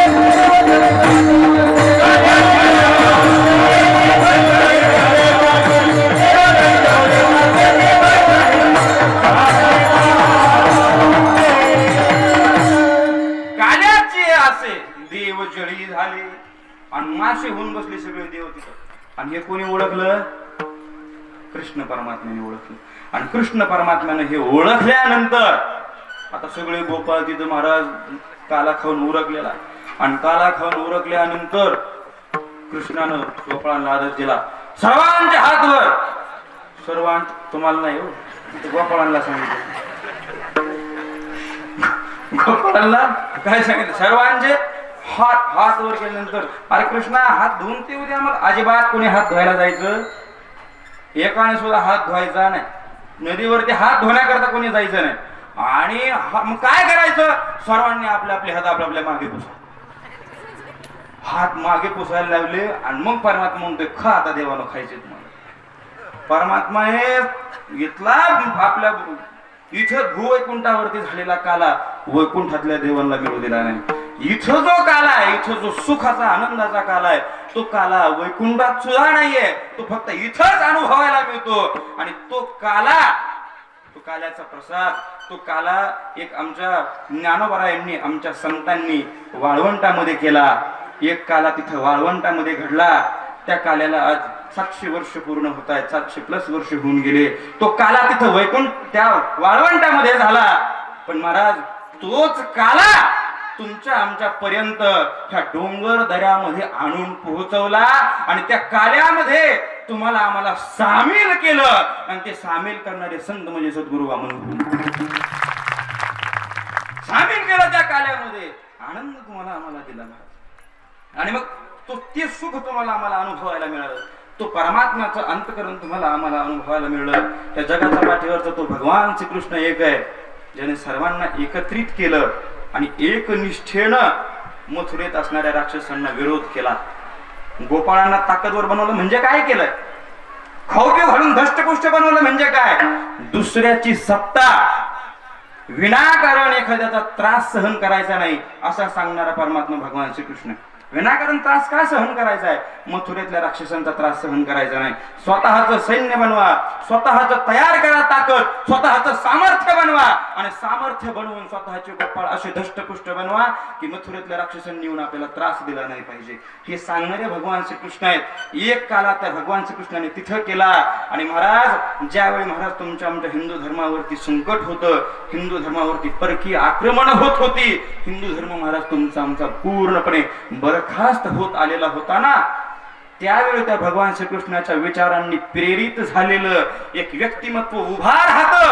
आणि उभा राहून या दर्या खोऱ्यातील सगळ्या गोपाळांना पुन्हा एकत्र केलं जातं. आणि त्या गोपाळांना मावळा ही उपमा देऊन एक स्वतः एक हिंदवी स्वराज्य निर्माण केलं जातं. त्याला छत्रपती शिवाजी महाराज. ही एक विशेषता आहे. त्या महाराष्ट्राचे तुम्ही आम्ही पाईक आहेत. आपल्या बुद्धीमध्ये कोणाचे विचार साठवायचे हे आपली लायकी ठरवते की आपल्याला बुद्धीत कोणाचे विचार साठवायचे. आपल्या बुद्धीमध्ये जर तुच्छ लोकांचे विचार साठलेले असतील ना, समजायचं आपली लायकी तेवढीच आहे. पण आपल्या बुद्धीमध्ये ज्ञानोबा आहे, तुकोबा आहे, भाऊ बाबा यांचे विचार साठवायचे आहेत ना, तर याकरता आपली बुद्धी तितकी पॉवरफुल, तितकी शुद्ध असायला हवी, तितके विचार चांगले असायला हवेत. मग असं जीवन जगा. ते जीवन तुम्हाला आम्हाला परमात्म्यापर्यंत घेऊन जाणार आहे. हा जो 48वा अखंड हरिनाम सप्ताह आहे, हा सप्ताह कोण्या एकानं साजरा केलेला नाही. हा सप्ताह साजरा केलेला आहे तो तुम्ही सर्वांनी साजरा केलेला. तुम्ही सर्वांनी साजरा केलाय. सर्वांनी आनंद देणारे तुम्ही आहेत. सर्वांनी एकत्रित येऊन हा आनंद उपभोगलेला आहे. आणि हा आनंद चिरकाल महाराज तुमच्या आमच्या लक्षात राहणार आहे. याकरता सर्वांचे आपले प्रयत्न आहेत. सर्व ग्रामस्थ मंडळी आहेत, आठेगाव कुठा. आता मी काल सर्वांच्या लिस्ट वगैरे व्यवस्थित सर्व वाचून दाखवलेलं आहे, सर्वांचे संकल्प पुकारलेले आहेत, सर्वांची नावं काल पुकारलेली आहेत. आज जर त्याच्यामध्ये पूर्ण वेळ गेला तर आज खूप मोठा वेळ त्याच्यामध्ये अजून जाईल, कारण आता किती झाले, 12:45, म्हणजे आता सोडायला काय हरकत. महाराज आपल्या या सप्ताहाकरता 8ही गावातील माझी एक मान्यता आहे, ज्याने 10 रुपये जरी माझ्याजवळ आणून दिलेले आहेत आणि एखाद्याने 1,00,000 रुपये जरी माझ्याजवळ आणून दिलेले आहेत तरी मला दोन्हींचंच व्हॅल्यू एक आहे. दोन्हींचं व्हॅल्यू एक आहे, कारण प्रत्येकानं आपापल्या भावनेनं ते आणून दिलेले आहेत, प्रत्येकानं आपापल्या इच्छेनं आणून दिलेले आहेत, स्वइच्छेनं याच्या कार्यामध्ये ते सहभागी झालेले आहेत. मग आपल्या सर्वांचं सहकार्य आहे. आणि महाराज एकदा तुम्ही सर्वांनी जोरदार कडाडून टाळ्या आपल्या तरुण पोरांसाठी वाजवायचे. सर्व आठेगाव कुठा व परिसरातील तरुण मुलांनी एकत्रित येऊन हा 48वा नाम सप्ताह साजरा केलेला आहे. जुन्या माणसांना फक्त एक विनंती, तरुणांना प्रोत्साहित करा, प्रोत्साहित करा.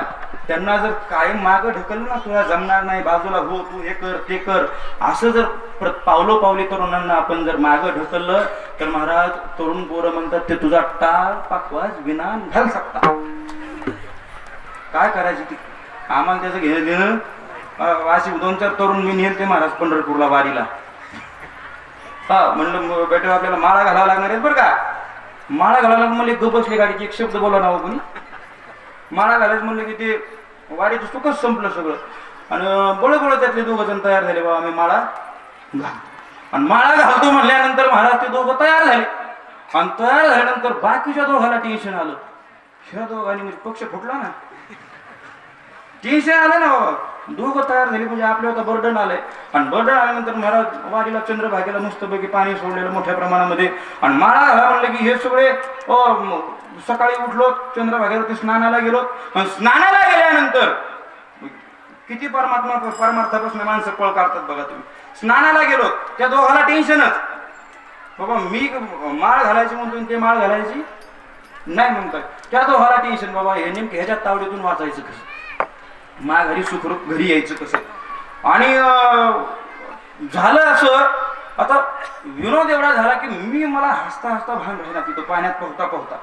माळीची भीती किती त्याला, कशाची, माळीची भीती. आता हे पोहतात मस्तपैकी पाण्यामध्ये. आणि पोहता असताना त्या पोहता पोहता झालं असं, हे 2 जिथं पोहत होते ह्या 2घाला जे बिनमाळ करत ना त्यांना एकमेकांची खूप काळजी असते. पक्ष फुटला नाही पाहिजे, फुटला नाही पाहिजे. ती बरोबर आपणासारखे करीती. तसं त्यानं काय केलं, तो म्हणला पक्ष फुटला नाही पाहिजे. आणि हे 2 पोहतात, आम्ही पोहतोय सरपंच. आणि पोहत असताना झालं असं, वरून एक माळ वाहत येत होती पाण्यात, वरून एक माळ वाहत होती. ह्या 2घांचा किती जीव आहे एकमेकांवरती. हा दुसरा तिथं पोहतो, त्याला माहितच नाही वरून माळ वाहत येते, वरून माळ वाहत येते याला माहितच नाही. हा इकडून ओढून सांगतो बाजूला हो, बाजूला हो, वरून माळ वाहत येते. नको ते कुठं गळ्यात पडत. म्हणजे परमार्थात प्रेरित करणारी माणसं तुम्हाला आम्हाला हवी आहेत. परमार्थाला पोषणा देणारी, परमार्थाला पोषणारी माणसं महाराज तुम्हाला आम्हाला घडवायची आहेत. आणि महाराज आपली जी 8 गाव आहेत ना, आणि हा परिसर आहे ना, हा परिसरातले तरुण इतके आदर्श असायला हवेत, इतके आदर्श असायला हवेत ना, कारण आपण सद्गुरू श्री संत वामनभाऊ महाराजांच्या कर्मभूमीतली माणसं आहेत. चैतन्य गहिनीनाथ महाराजांच्या संजीवन समाधीच्या परिसरामध्ये नांदणारी महाराज तुम्ही आम्ही तरुण आहेत. आपले तरुण इतके आदर्श असायला हवेत की बाहेरच्या लोकांनी म्हटलं पाहिजे खरे तरुण तिथे राहतायत, त्यांचा आदर्श तुम्ही घ्यायला हवा. अशी तरुणांनी महाराज आदर्श घ्यायला हवा. व्यसनापासून दूर या, ज्ञान मार्गाने प्रेरित व्हा. भगवान बाबांनी महाराज पाण्यावर बसून ज्ञानेश्वरी वाचलेली आहे. पाण्यावर बसून ज्ञानेश्वरी वाचली आहे. ती ज्ञानेश्वरी भगवान बाबांना पाण्यावरती तारते. ती ज्ञानेश्वरी वाचा. ती ज्ञानेश्वरी तुम्हाला आम्हाला संसारातून तारून नेल्याशिवाय राहणार नाही. याच्याकरता प्रयत्न करा. आनंदाने सर्वांनी याच्यामध्ये सहभाग नोंदवला. सर्व ग्रामस्थांच्या वर्गणे आल्या. चिंचोली, चिखली, निवडुंगा, वहाली, अंतापूर, मुकगाव, सावरगाव, सुप्पा व परिसरातील सर्व ग्रामस्थांनी मोठ्या प्रमाणामध्ये भाकरीचं अन्नदानाचं सहकार्य केलं. सहज खेळ तयार केला होता. सहज सप्ताह करायचा ठरला होता, पण या सहज केलेल्या कार्याला तुम्ही सर्वांनी दिलेला एवढा मोठा प्रतिसाद हा खरं नाथ माऊलीने घडून आणलेला चमत्कार आहे. आणि आपण सर्वांनी महाराज या ठिकाणी येऊन या नाथांच्या दरबारामध्ये येऊन हा आनंद साजरा केला, त्याबद्दल सर्वांचे एकदा पुनश्च आभार मानतो. सर्व या ठिकाणी जमलेली गायनाचार्य मंडळी, मृदंगाचार्य मंडळी, महंत सर्व या ठिकाणी उपस्थित आहेत. सर्वांच्या चरणी एकदा नमस्कार करतो.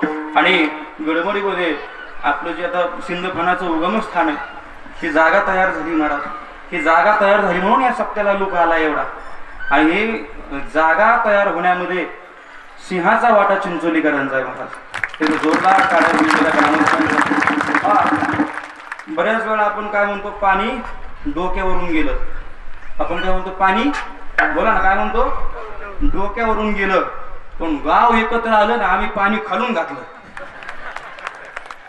पाणी खालून घातलं. आपल्या खालून 31 नळ्यांची माळ आहे महाराज. 31 नळ्या आहेत, एका मागे एक असे 31 नळ्या आहेत. आणि जवळपास 3.25 लाखाच्या नुसत्या नळ्यात शेवटपर्यंत पुरलेल्या. आणि या जागेला जिथे स्टेज उभा आहे त्या जागेवरती महाराज आमचे महादेव पाटलांनी त्यांचं सगळं स्वखर्चानं खरीप या ठिकाणी आणून टाकलं. ज्यांना कोणाला आणायचं ते अजून आणून टाका, आम्ही काही नाही म्हणतो. आणि दुसरं तरी कोण कशाला नाही म्हणणार आहे. आपल्या सर्वांच्याच उपभोगासाठी, सर्वांच्या आनंदासाठी, सर्वांच्या सुख सुविधेसाठी महाराज हे संस्थान आहे, ठिकाण आहे. आणि याची सेवा परम भाग्यानं सद्गुरू वामनभाऊ महाराजांच्या कृपा आशीर्वादानं आमच्या वाट्याला आली. खरंच आम्ही नशीब समजतो. भाऊंनी दिलेला आशीर्वाद आणि त्या आशीर्वादाच्या जोरावरती ती सेवा आज 4थ्या पिढीपर्यंत आलेली आहे. अशीच सेवा आमच्या हातून घडत राहावी एवढीच सद्गुरू श्री संत वामनभाऊ महाराज, चैतन्य गहिनीनाथ महाराज यांच्या चरणावरती प्रार्थना आहे. आणि तुम्ही सर्व गावकऱ्यांनी दिलेला सहवास, दिलेलं अन्नदान, दिलेली देणगी ही कायम चिरकाल स्मरणात राहील अशी एक महाराज सर्वांना एक सूचना देतो. पुढच्या वर्षीची जी काही काल्याची पंगत आहे ती काल्याची पंगत शिंदे मंडळाने घेतलेली आहे. आणि सोबतच त्याच्या पुढच्या वर्षीची काल्याची पंगत श्री रमेश नामदेव गर्जे यांनी एकट्याने, त्याच्या पुढच्या वर्षीची 2028 ची काल्याची पंगत रमेश नामदेव गर्जे यांनी घेतलेली आहे. आणि 2029 ची काल्याची पंगत श्री महादेव श्रीमंतराव सुळे निवडुंगा यांनी एकट्याने 2029 ची काल्याची महाप्रसादाची पंगत घेतलेली आहे. एकदा ह्या सर्वांसाठी जोरदार टाळ्या होऊन जाव्या. आणि सर्वांचे एकदा पुनश्च आभार मानतो. राजकीय व्यासपीठ या ठिकाणी जमलेली राजकीय सर्व मान्यवर, तुमचे देखील सर्वांचे आभार. गेल्या वर्षी याच्यावरती कॉन्क्रीट करण्याचा विचार चालला होता, पण आपल्याला हे पुढे अजून टाकायचं असल्यामुळे आपण तो विचार थांबवला. भाऊसाहेब अण्णांनी मागच्या वेळेस त्याच्यावरती खडी देण्याचं कबूल केलेलं आहे. आजही त्यांचा तो शब्द कायम आहे. आणि आमचे आलम शेठने सुद्धा या कॉन्क्रीट करता सिमेंट देण्याचा शब्द दिलेला आहे. ते सुद्धा त्यांच्या शब्दावरती कायम आहे. फक्त आपलं अजून काम अर्धवट आहे, त्याच्यामुळं तो काही निर्णय अजून घेतला गेलेला नाही. अजून जिल्हा परिषद सदस्य आमची माऊलीच देखील या ठिकाणी उपस्थित आहेत. सर्वजण आनंदानं हा कार्यक्रम, आणि महाराज ज्यांनी हा कार्यक्रम सर्व ह्या कॅमेऱ्यामध्ये कैद केलेला आहे, ते कैद करणारे आमचे दिनेश महाराज, त्यांच्यासाठी एकदा जोरदार करा. दिनेश महाराजांचा जीव थोडा बारीक आहे. आनंदाचे सिद्धांत चॅनलचे मालक आहेत ते, पण जीव बारीक आहेत ते. म्हणजे महाराज थोडं मागं फिरताना एका मातमाऊलीने असा खडा हाणला, बाबा आम्हाला घे शूटिंग मध्ये, आम्हाला घे शूटिंग मध्ये. महाराज म्हणजे थोडा मोठा खडा असता तर शूटिंगच झाली नसत्या कोणाला. म्हणजे मूर्ती लहान पण कीर्ती महान आहे त्यांची. तंत्रज्ञानातलं पूर्ण ज्ञान त्यांच्याकडे. सुंदर साऊंड सिस्टीम ज्यांनी आपल्याला 8 दिवस पुरवलेली आहे. श्री चैतन्य साऊंड चिचोंडी पाटील, गायकवाड पाटील आहेत, त्यांच्यासाठी एकदा टाळ्या होऊन जाऊ द्या. तसेच 8 दिवस ज्यांनी सुंदर मंडप डेकोरेशन तुम्हाला आम्हाला अतिशय माफक दरामध्ये दोघांनीही दिलं. माफक दरामध्ये दिलं बरं का दोघांनी. एवढा खर्च म्हणल्यानंतर 2-2.5 लाखाकडे हे सगळं कुठाना जाईल हा. पण ह्या दोघांनी, आमचे रोहिदासजी गोल्हार वावीचे, त्यांनी देखील अतिशय माफक दरामध्ये आपल्या नाथाच्या सेवेकरता हा मंडप दिला. त्यांचे सुद्धा खूप खूप आभार. आणि सर्व जमलेले सर्व श्रोतृवर्ग, परिसर सर्वांचे एकदा आभार मानतो आणि सेवेला पूर्ण विराम. ज्ञानेश्वर